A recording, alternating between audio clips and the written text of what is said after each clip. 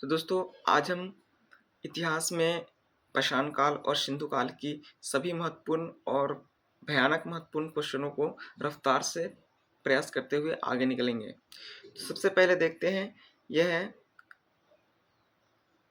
इनमें से कौन सा पाषाण युग के 3 प्रमुख कालों के अंतर्गत नहीं आता है। यानी पाषाण युग का 3 काल होते हैं, पुरापाषाण, मध्यपाषाण और नवपाषाण।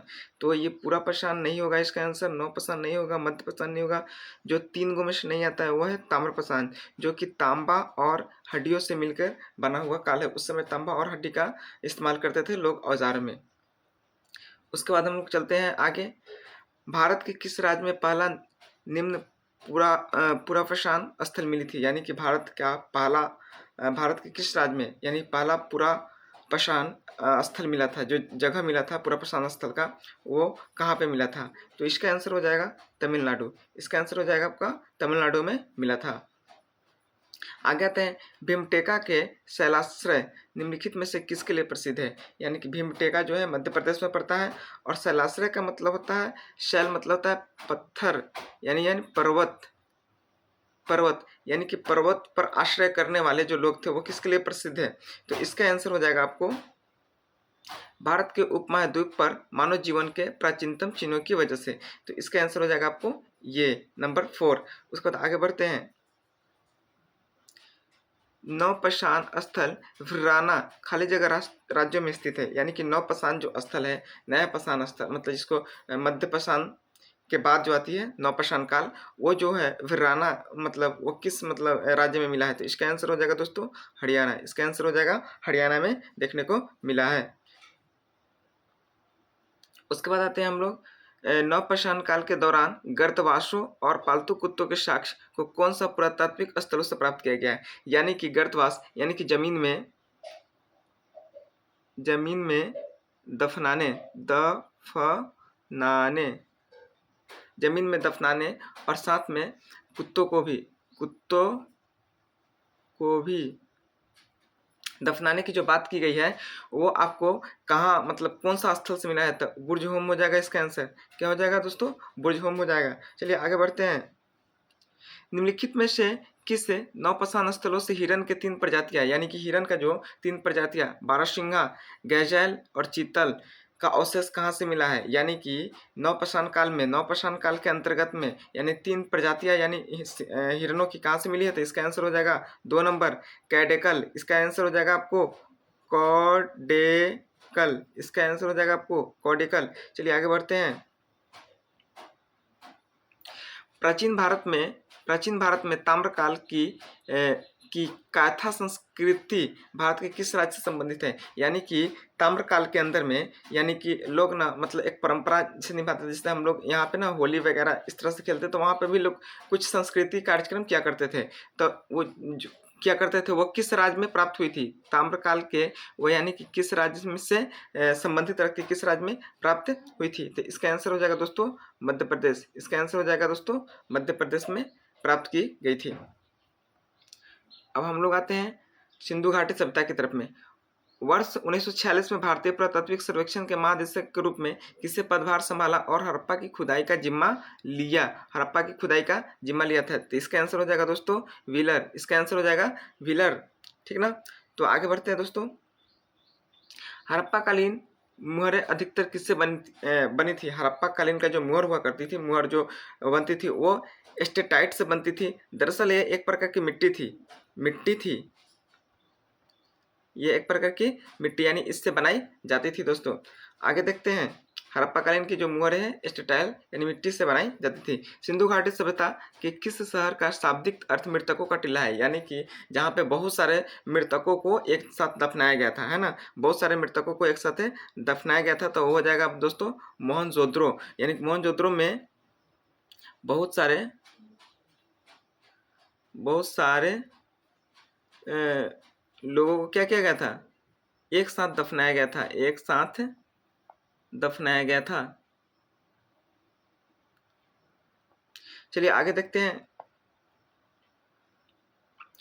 हड़प्पा नगरों में गढ़ों का मुख्य उद्देश्य क्या था। यानी कि हड़प्पा जो नगर थी उसमें गढ़ जो था उसका मुख्य उद्देश्य क्या था। तो इसका हो जाएगा प्रशासनिक और सार्वजनिक कार्यों के लिए, यानी कि ऊंचे जगहों पे, यानी कि ऊंचे जगहों पे मतलब ऐसा मतलब कोई सार्वजनिक काम किया जाता था या प्रशासनिक काम किया जाता ताकि लोग आसानी से उसका आनंद ले सके, देख सके और समझ सके।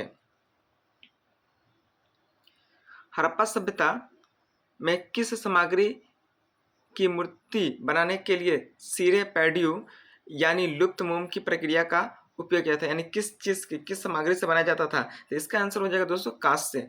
कांस्य यानी कि हड़प्पा जो सभ्यता था उसमें लोग कांस्य का भी प्रयोग करते थे, यानी कांस्य से ही मूर्तियां बनाई जाती थी। तो आगे बढ़ते हैं।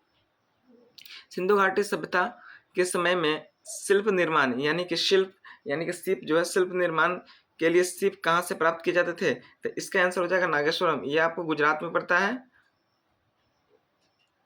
नागेश्वरम से प्राप्त की जाती थी दोस्तों।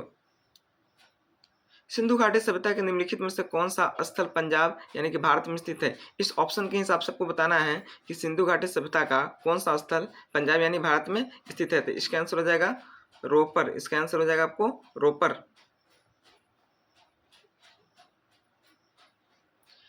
हड़प्पा सभ्यता की मुहरों पर निम्नलिखित में से कौन सा पशु को प्राय देखा जाता था? यानी कि हड़प्पा की खुदाई में जितने सारे मुहर मिले हैं उसमें सबसे ज्यादा आपको बैल का फोटो देखने को मिला है। बैल का क्या मिला है? चित्र देखने को मिला है ना। सिंधु घाटी सभ्यता के किस स्थल से बर्तन पर ऐसा चित्र मिला है जो प्यासे कौवे की कहानी को बताता है? ये बहुत वेरी इंपॉर्टेंट क्वेश्चन है दोस्तों, वेरी इंपॉर्टेंट क्वेश्चन है। इसको बहुत ध्यान से ही देखना है और याद रखना है। यानी कि सिंधु घाटी सभ्यता की खुदाई में बहुत सारे स्थल मिले हैं, उस स्थल में से आपको लोथल एक स्थल है जहाँ पे मतलब खुदाई पर आपको एक जो प्यासे कौवे की कहानी का प्रतीत मिलता है, एक बर्तन के ऊपर है। ये जो है बर्तन के ऊपर बनाया है ना, बर्तन के ऊपर बनाई गई है। सोर्तुगई जो प्रसिद्ध हड़प्पाकालीन व्यापारिक केंद्र था, यानी कि हड़प्पा कालीन में जो व्यापारिक जो केंद्र था वो कौन था? सोर्तुगई था है ना। तो व्यापारिक जो केंद्र था वर्तमान में अभी किस स्थिति में यानी किस देश में है? उस समय तो भारत में था पर अभी किस देश में है? तो इसका आंसर हो जाएगा अफगानिस्तान। इसका आंसर हो जाएगा अफगानिस्तान, क्योंकि लोग अफगानिस्तान से ही उधर से इधर की तरफ में क्या करते थे? आया करते थे। आगे देखते हैं। धौलावीरा यानी गुजरात में है, विशाल किलेबंदी निर्माण के लिए सामग्री का मुक्त प्रयोग किया था। यानी कि धौलावीरा में जो घर बनाए गए हैं, जो विशाल किला बनाए गए हैं, उसमें किस चीज़ का सबसे ज़्यादा इस्तेमाल किया गया है? तो इसका आंसर हो जाएगा दोस्तों पत्थर। यानी उस समय पत्थर की बहुत ज़्यादा उपयोग हुआ करते थे। इसका आंसर हो जाएगा क्या हो जाएगा? पत्थर। भारत में स्थित सबसे बड़े हड़प्पा स्थलों में से एक राखी गढ़ी किस राज्य में स्थित है? यानी कि जो है राखी गढ़ी जो है किस राज्य में स्थित है? तो इसका आंसर हो जाएगा आपको हरियाणा। यानी कि राखी गढ़ी जो है जो सबसे बड़ा स्थल है मतलब सिंधु कालीन में, इसका राज्य हो जाएगा यानी कि हरियाणा हो जाएगा, ठीक ना। उसके बाद आते हैं सिंधु घाटी में सबसे पहले कपास की खेती का साक्ष्य किस स्थान पर मिले? यानी कि सिंधु घाटी जो है उसमें कपास की खेती का साक्ष्य किस स्थान पर मिले हैं? यानी कपास जो है सबसे ज्यादा कहाँ मिला, मतलब कपास की खेती कहाँ होती थी? तो इसका आंसर हो जाएगा दोस्तों मेहरगढ़। इसका आंसर क्या हो जाएगा दोस्तों? मेहरगढ़। तो ये रहे दोस्तों आपको 20 क्वेश्चन जो मैंने आपको बताया, जो बहुत वेरी इंपॉर्टेंट है। तो दोस्तों ये वीडियो आपको पसंद आए तो सब्सक्राइब कर दीजिए, क्योंकि मैं भी तैयारी कर रहा हूँ और साथ में मिलकर तैयारी करेंगे। तो मिलते हैं दोस्तों फिर अगली नेक्स्ट वीडियो में और कुछ अच्छा लेकर। तब तक के लिए बाय बाय।